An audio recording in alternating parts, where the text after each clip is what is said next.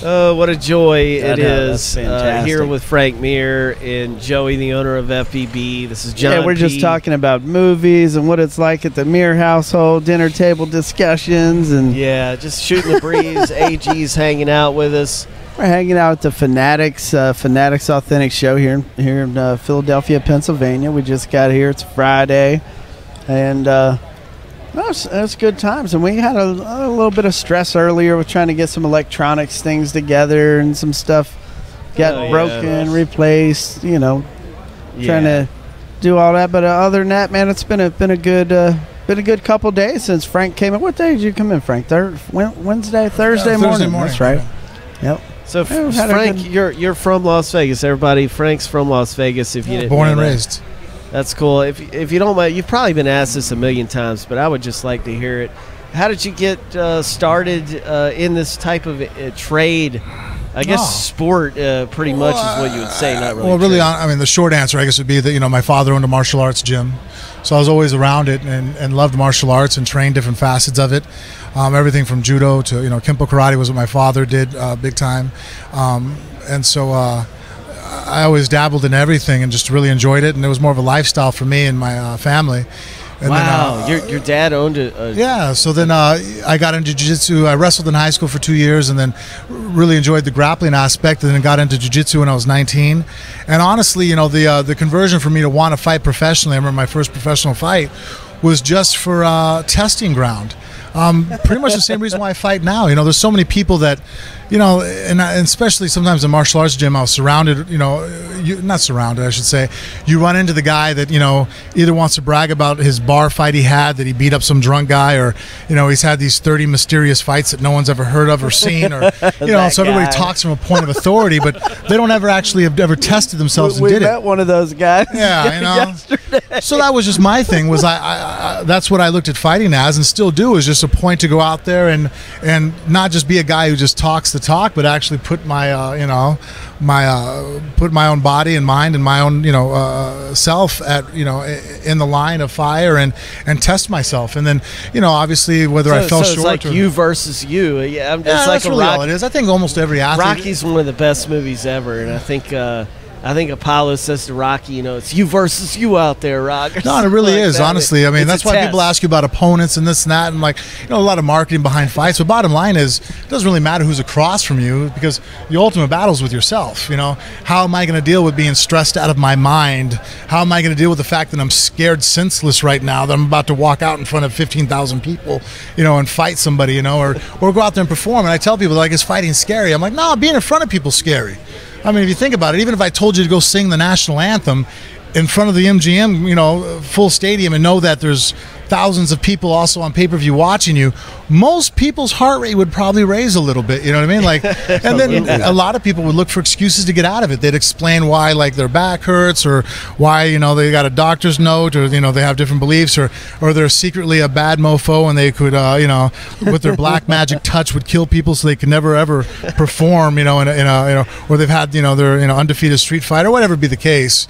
And so I didn't want to be that guy, to me it's better to go and, go up at bat and swing, and whether you strike out or I hit it, at least I couldn't. I always tell people that, if we're out in a village, my wife always makes fun of me. She goes, "This is your personality. If we lived in a village, hundreds of years ago, and there was some monster in a cave out in the mountains, you would go out there and look at the monster, wouldn't you?" I'm like, "Well, yeah." Just to see if you could. I would have to go. Just to see if you could do it. Because I would sleep. I would rather do that and even get eaten by the monster. I couldn't sleep that well at night, knowing that I chickened out, that I was scared of something and I gave into my fear.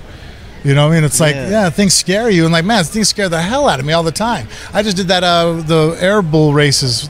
They put me in a plane. What? Most people, my close friends, know that I don't like to fly. I'm very apprehensive about it. It just makes me nervous being in a plane. Okay. To this day, thousands of times I've flown. When turbulence hits, my feet spread, my hands go out. You know what I mean? I'm just nervous. But when I got invited to do it, my first response in my head, those stunt planes they put you in. You ever seen the little stunt races and Red Bull puts on? All right, yeah. These things are small propeller planes, and they do flips and barrel rolls. Yeah, no, they do some pretty crazy. Put it this way, the guys put a parachute on me before I could get in the plane. You did this? Yeah, I was scared to death to do it. Honestly, when they first called me, my first response was like, no, I can't do that. You think of different excuses. And then, I'm like, but then like my brain just won't let me do that. Like I have to put one foot in front of the other and walk into it. And I mean, look, they had the whole thing on the GoPro, and I'm sure when it comes out, I'm not going to look like the most masculine guy in the world. Right. Oh yeah, I was scared to death. The whole time, like I couldn't even swallow half the time. The guy's talking to me, and like it took me like 30 seconds to respond back because of fear. I'm just like have lockjaw. Are you good? I'm like, if I say yes, does that mean it's going to get worse? But that's just it was a personal challenge. Yeah, but that's what fighting is for me. I mean, wow. Well, see, that's why you are where you are. Well, I'm not a deranged person. I mean, fighting makes me as nervous as the next guy. But I guess I just can't. If I ever turned down a fight or pulled out of a fight out of fear, or scared to face adversity, I just couldn't live with myself like that. Yeah. I mean, and I have failed at things where I turned down or I quit, and I hated the way that felt. And so I hated the way that feels worse than going out and getting smashed. To me, it's like, well, I can either chicken out and stay home, or I can go out there and get destroyed by a situation. Yeah, just to see. Well, even if I go home with a broken leg and I have to mend up, I feel way better and can sleep better than a guy who stayed in the safety of his own bedroom. Well, I mean, it shows in your fight career too, because you always fight top tier guys. I've never said no to anybody. That's one thing. I mean, the UFC's ever called me up. In a heart, I've never been that guy, and there are some fighters that do that, and I mean, they probably are smarter than I am. They pick and choose who stylistically would be a better fight for them, and the number 600. I can't argue against that. I mean, it's good for your career, and I guess it's good financially, but that's just never been me. If they call me up and say, "Hey, this guy, hey, that guy," I'm like, sure, whatever. Well, you just want to be the best, so you want to go. Cool. You want to go face the best. Give yourself that test, that competition test. Yeah. And it shows with the level of competition that you face in the UFC. So you grew up in Las Vegas, and was it a dojo that your father had? Yeah, there's a style of karate called Kempo karate, real big on the West Coast. Started by a guy named Ed Parker, and so that's what my father was a black belt under, and he trained it. And then eventually opened up his own dojo, and so I was a little brat and a gi running around, just annoying the hell out of everybody. That was me, So I grew up in a gym, hanging. That's why my sense of humor. I always tell my wife, she's like, "You have a messed up sense of humor." I'm like, I was like a 6-year-old hanging out with full-grown men, Come on. Well, were you the cool guy in high school, or did you get picked on, or what? What was high school like for you? Pretty neutral, I mean, I was actually a really good athlete. I was a state champion wrestler. Pick up a lot of chicks in high school? Again, I did okay. I don't really think I kind of on my social stride till I got a little bit older. Could talk a little smoother. I think the average. I mean, I know some people have sob stories that they were beat up in high school or they were the cool kid. I was neutral. I think I just kind of meshed in the crowd and was just, nothing really exciting to write about in that aspect, But growing up in Las Vegas must have been really wild. You know what? It's actually, when I was a kid, it was extremely boring because there wasn't a lot to do. I mean, we had Wet and Wild, that was kind of our, to go to during the summer. But, it's ungodly hot there during the summer, and it's ungodly cold during the winter. So it's not like we go play at the park a lot. There's only a couple months out of the year where it's pleasant enough that you're not going to get a sunburn or freeze to death outside. And so as far as like activities for children to do when I was growing up, there wasn't a lot. And you were into your thing. Yeah, so I mean, that was one advantage I had, and I got to thank really my father and focused parents for. on your athletics. Yeah, I got to go to a gym, So I mean, some kids, if you don't have an identity and you don't have something you're into, I think you can go astray, and then you find something, and sometimes people make bad choices. But luckily, because of my parents being in a gym, I was always kind of orientated towards trying to be a martial artist and fighting and watching those things, and and that was the lifestyle that I chose. Now let me ask you this: we're coming to Vegas in March. I'm about to fall over on this table here. So we're coming to Vegas in March. Where are some must-see places that I need to go when I go to Vegas? Must-see places. The new Fremont area, honestly, downtown, old Las Vegas, is completely revamped, man. When I grew up as a kid, if I told somebody I was going to go hang out like on 10th Street in Fremont, they would think I was insane. Dude, you'd be hanging out with vagrants and dealers and. But nowadays, oh no, completely turned around, man. They have a container park there. Cool concept that I bring my kids to, and we hang out there. What's it called? A container? The container park. They actually have like shipping containers, like the big ones they put on ships. they set those up all in in an area, and they're 3 stories high. Yeah, so they decked them out, yeah, and they're actually, them. and then they're hollowed out and furnished where there's cool businesses inside each one. And then there's like a park in the middle. They have a little stage. So I mean, you could take your kids there. There's food, that's real good, and different little shopping. And there's a huge park in the middle. And then there's like an area with like Nerf type stuff that they can beat each other up with without getting hurt. And it's enclosed, so there's only like really one way in, one way out, so you don't have to worry about your children running off or anybody snatching them up. And then there's places, nice little bars there, so you can order a beer, hang out, sit there with your wife while your kids play, and hang out. So I mean, that's one of those spots that like the wife and I frequent a lot, just because it's kind of like it's a catch-all, something for everybody. We really need to get to Vegas. I mean, all we have there is Chuck E. Cheese where we're at. So, jeez. Yeah, no, we have that too. But yeah, there's some cool places to hang out. Like I said, the downtown area, as far as just park your car and walk around, and they've changed it to a little more of an art district. If you go westbound a little bit more up Charleston, it's just completely redone. And not like how the Vegas that I grew up with, when that area wasn't exactly the nicest place to bring your family to. Mm-hmm. Yeah, I'm really looking forward to it. It's first time I've ever been to Vegas. Will be in March. Coming up. And I still got, I'm trying to get over my fear of flying. What do you suggest I do to get over my fear of flying? Short-term fix or long-term fix? Something to get me through for 6 hours to get to Vegas. Well, you know what? I always said short-term fix. It was funny because it took me so many years to get over my fear of flying. I mean, I would land, and I would be drenched in sweat. People look at me like I was like, dude, do you sweat a lot? I'm like, dude, I was so nervous. You don't understand. Like, I'm soaked through my jeans. And afterwards, it's funny. I was at the doctors. Are like, oh, and we're shooting the breeze, and next thing I know, it's like, oh, I could have just give you a prescription for Xanax. I'm like, really? He goes, oh yeah, you take a Xanax and you get through. I'm like, I've been flying for 7 years, and now you tell me this? All right, thanks, buddy. That's probably what I need to do. Yeah, so I have a couple friends, like my wife's girlfriend. She comes with us to fights. One of her close friends, and she does the whole ambient, before she gets on the plane, has a cocktail, and we basically got to like drag her off the plane afterwards. She doesn't even know we took off. So I mean, short-term fix. Like Mr. Mr. T from the game. Yeah, basically. Getting ready to say. Actually, I'm about to tell her that. That's funny. Yeah. He wakes up in a different country. There's been a couple times where like it's like we're like one arm over each shoulder. My wife has one side, I got the other. I'm like, damn, dude, did you take a little too much, you think? He ate the cheeseburger. Yeah. All right, now let's talk about the real conversation we've been having the last couple of days we've been with you. What's that? When we come out to Vegas, we're going to play some golf. Yeah, we need to get Frank's never doing the golf lessons. Yeah, no, I'm going to look into that. Actually, a guy I met that friends with, I think it was Mike Ziegler, Ziggy he goes by. He keeps calling me up and telling me to take me out, and I think I'm going to have to take him up on it and learn how to golf and actually have a hobby. It's fun, you, man. You really ought to do it. You have a good time. It's relaxing. Too many people that don't like it, except for guys that maybe be frustrated with it and they toss their clubs around. But well, what's great is it's something your wife can do too. Exactly. So it's like, y'all both, you both can go out there, get a golf cart. Oh, I don't want to play against my wife. That's a no-win situation. No, you're playing against a course. Yeah, you and your wife are the team. One time when we were dating, we played table hockey. Uh-huh. Yeah, I'll never make that mistake again. Or no, air hockey, I'm sorry. No, air hockey, huh? Yeah, and at first I'm doing the same thing all guys try to do, and they're trying to, and I'm, kind of like going easy, and then my wife was winning, but then she's a very poor winner.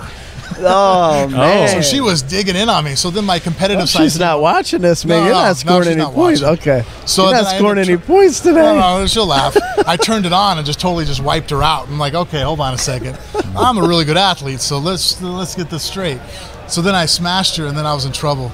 So I couldn't win. I'm like, if I lose to you, you rub it all over the place. And when I win, I'm in the doghouse. I don't want to play against you in anything. And then you can't let them win, because then that's even worse than the like I said, she's a very poor winner. So yeah. So I've learned to avoid any kind of competitions with the wife, because it's a no-winner. Well, one thing when I want to do it in Vegas, I want to take a picture with one of the UFC belts, man. Yeah. I really do. I want to take a picture of the belt. Got you. What happens when you were telling me the other day, we were talking about this, you get the belt and it's actually yours to keep?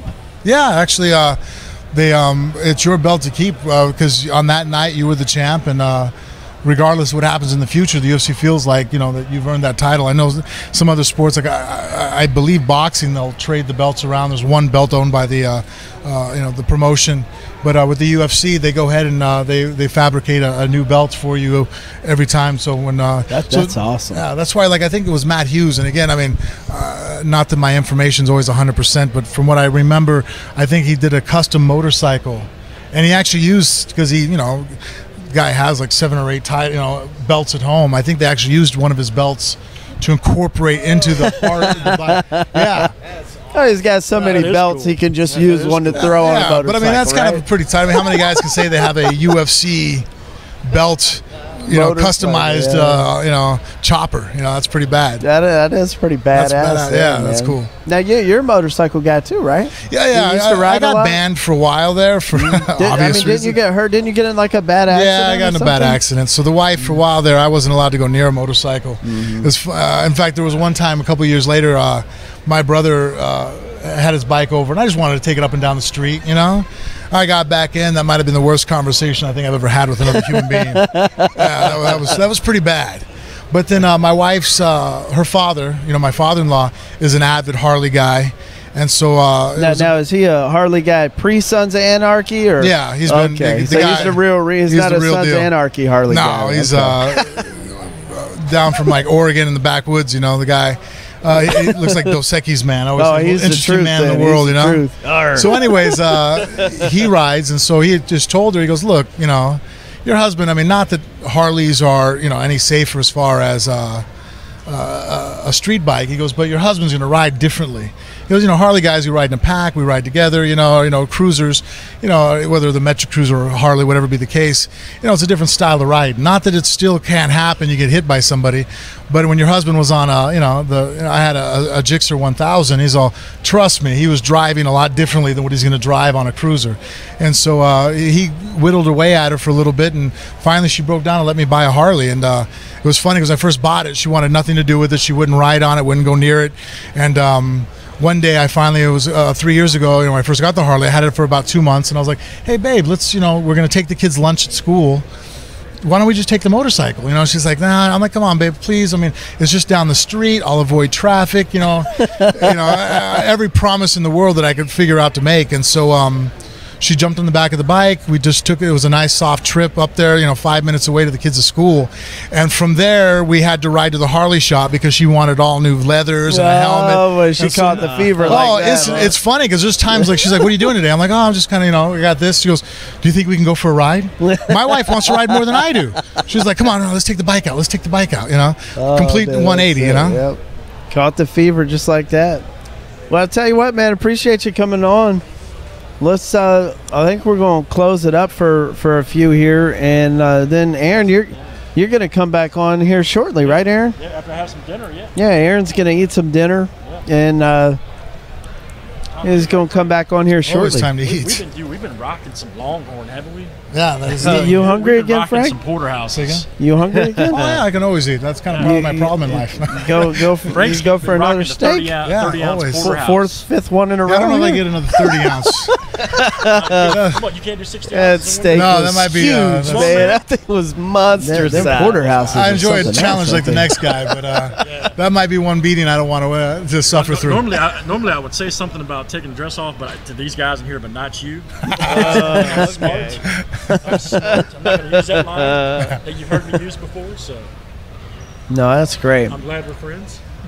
Well, John, thanks for letting us invade the John P. Show here. It was during my the pleasure and daytime, everybody's so. pleasure here at Friendly Box Breaks, especially to have Frank Mir here and the whole crew. All of us, we do so many different things at Friendly Box Breaks. We're never on together. Me and AG especially. It's quite fun. Well, we It's need like to bring back the tag team tandem. See, we I used to actually do it as enjoy a two. We used to have multiple people doing I it, actually enjoy it. and now it's Oh, I more gotta just think the one energy's way guy. better than Oh two man, guys, it's so right? much more It's fun. always Yeah, better. Yeah, you can It's a lot of bounce fun. off each other. You know? yeah. It's good times. It's a lot of and fun, that's so. what we have here, a good time. It's almost So like a dance too, because I'm a good dancer. So Oh, okay. I mean, that's always a way to kill some time in the room. AG's got some dance moves. Watch out. Super Dave, I think AG is going to be on probably about 45 minutes or so. Get ready, everybody. Get ready for good stuff going on all the time here at Friendly Box So Racer. we'll be back, 45 minutes or so? Come join us later on. We're going to go have dinner and that kind of thing, and we're going to be back on with more great big pulls, autographs popping out everywhere. Somebody's going to get something amazing. Somebody always does in every box, it seems like. So get a big pull this evening here in an hour, and come join us then. Thanks for coming and hanging out with us here at Friendly Box Breaks. We'll be seeing you guys all really soon, and good luck in on your next break. All right. See you guys later.